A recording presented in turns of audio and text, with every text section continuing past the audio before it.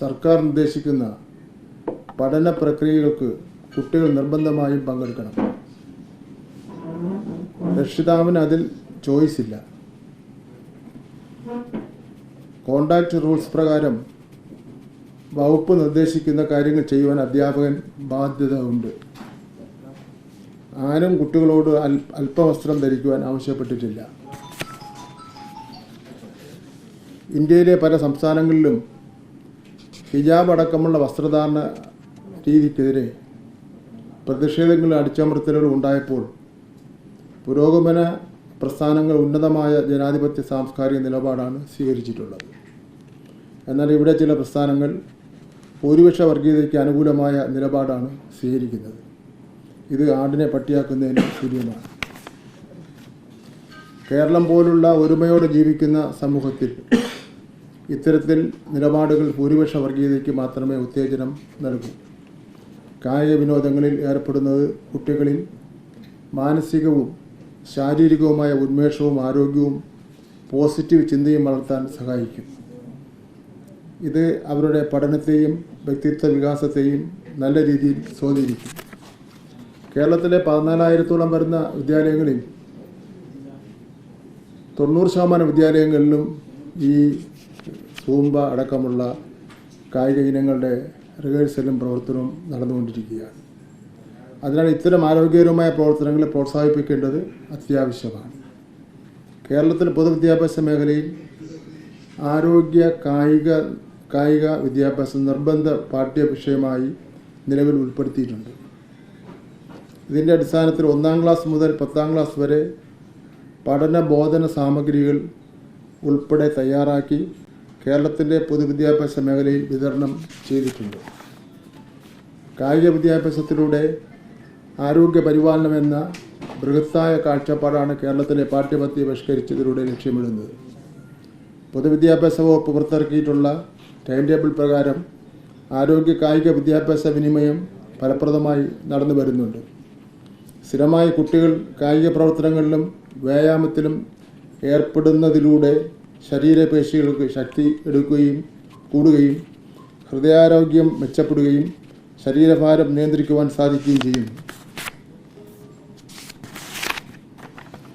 ഇന്ത്യയിൽ തന്നെ ഏറ്റവും കൂടുതൽ ജീവിതശൈലി രോഗബാധിതരുള്ള കേരളത്തിൽ കായിക വിദ്യാഭ്യാസത്തിന് വളരെയധികം പ്രാധാന്യം സർക്കാർ നൽകി വരുന്നുണ്ട്.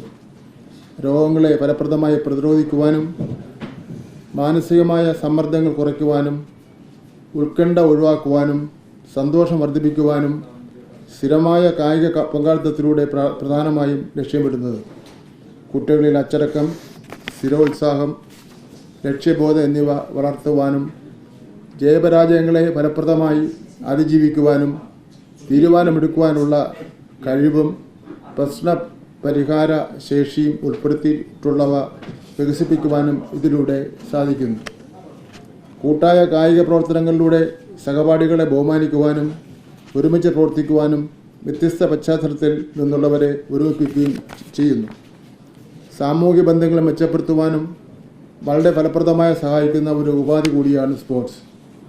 കളികളിലെ പങ്കാളിത്തം നിയമങ്ങളിലെയും മര്യാദകളെയും കുറിച്ച് പഠിപ്പിക്കുകയും സത്യസന്ധത, നീതിബോധം, ഫെയർ പ്ലേ, നിയമങ്ങളെ ബഹുമാനിക്കാനുള്ള കഴിവ് തുടങ്ങിയ ഗുണങ്ങൾ വർദ്ധിപ്പിക്കുവാനും ഇതിലൂടെ സാധിക്കുന്നു. കേരളത്തിൽ പാഠ്യപദ്ധതി പരിഷ്കരണത്തിൻ്റെ ഭാഗമായി ആരോഗ്യ കായിക വിദ്യാഭ്യാസത്തിൽ കാലികമായ ലോകത്തിൻ്റെ ആവശ്യകതകൾ ഉൾപ്പെടുന്ന ഉള്ളടക്ക മേഖലകളായാണ് പൊതുവിൽ ഉൾപ്പെടുത്തിയിട്ടുള്ളത്. അടിസ്ഥാന ചലന നൈപുണികൾ, ശരീര പരിപാലന ശേഷികൾ, താളാത്മക ചലനങ്ങൾ, ശാരീരിക ഏകോപന ശേഷികൾ, ആരോഗ്യം, പോഷകാഹാരം, കായികക്ഷമത, വിവിധ വ്യായാമ മുറകൾ, ശാസ്ത്രീയമായ സ്പോർട്സ് ട്രെയിനിങ് രീതികൾ, പ്രഥമ ശുശ്രൂഷ, യോഗ, സമ്മർദ്ദ ലഘൂകരണ വ്യായാമങ്ങൾ, ശരീരസ്ഥിതി വൈകല്യങ്ങൾ പരിഹരിക്കുവാനുള്ള വ്യായാമ മുറകൾ തുടങ്ങിയവയാണ് പ്രധാനമായും പരിഗണിച്ച് പോരുന്ന ഉള്ളടക്ക മേഖലകൾ. ആരോഗ്യ കായിക സംബന്ധമായ ഘടകങ്ങളെല്ലാം കുട്ടികൾക്കും ലഭ്യമാക്കുക എന്നതും വളരെ പ്രധാനപ്പെട്ട ഒരു ലക്ഷ്യമാണ്.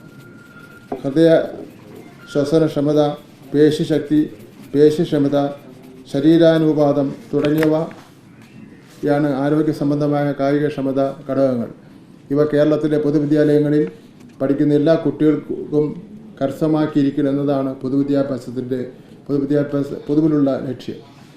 ആരോഗ്യ കായിക സംബന്ധമായ കായികക്ഷമതാ ഘടകങ്ങൾ പ്രധാനപ്പെട്ട ഹൃദയ ശ്വസന ക്ഷമത വർദ്ധിപ്പിക്കുവാൻ അഭ്യസിക്കുന്ന പ്രവർത്തനങ്ങളാണ് നടത്തം, ജോഗിംഗ്, റണ്ണിംഗ്, നീന്തൽ, സൈക്ലിംഗ്, ഡാൻസിംഗ് ഉൾപ്പെടെയുള്ള പ്രവർത്തനങ്ങളാണ് സാധാരണയായി പരിഗണിച്ചു പോരുന്നത്. ഈ ഡാൻസ് ഇനത്തിൽ ഉൾപ്പെട്ടവയാണ് aerobic dance, zumba dance, free style dance തുടങ്ങിയവ. ഹൃദയ ശ്വസന ക്ഷമത വർദ്ധിപ്പിക്കുന്ന ഒരു പ്രവർത്തനമെന്ന നിലയിൽ ഇത്തരം നൃത്തരീതികൾ വ്യക്തികളുടെ ശാരീരികവും മാനസികവും സാമൂഹികവുമായ ക്ഷേമത്തിന് ഫലപ്രദമായ ഗുണങ്ങൾ സംഭാവന ചെയ്യുന്നു. സംഗീതത്തിൻ്റെ സഹായത്തോടുകൂടി ദീർഘനേരം നിൽക്കുന്ന പ്രവർത്തനമായതിനാൽ ഹൃദയമിടിപ്പ് ഉയരുകയും പമ്പിങ് നടക്കുകയും ചെയ്യുന്നു. സ്ഥിരമായ പ്രവർത്തനം ഹൃദയപേശികളെ ശക്തിപ്പെടുത്തുകയും മൊത്തത്തിലുള്ള പ്രവർത്തനം മെച്ചപ്പെടുത്തുകയും ചെയ്യുന്നു.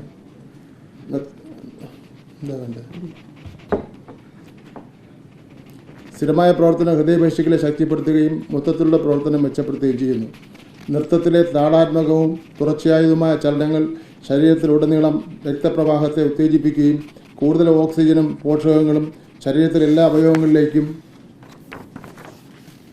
കോശങ്ങളിലേക്ക് എത്തിച്ചേരുകയും ചെയ്യുന്നു. ഇത് ഹൃദ്രോഗം ഉൾപ്പെടെയുള്ള പ്രയാസങ്ങൾ ഒഴിവാക്കുവാനും രക്തസമ്മർദ്ദം കുറയ്ക്കുവാനും സഹായിക്കുന്നു.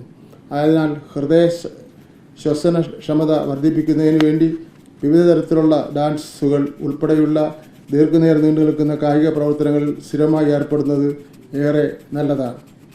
ആർക്കെങ്കിലും ഇതിനെക്കുറിച്ച് തെറ്റിദ്ധാരണ ഉണ്ടെങ്കിൽ സർക്കാർ ചർച്ചയ്ക്ക് തയ്യാറാണ്.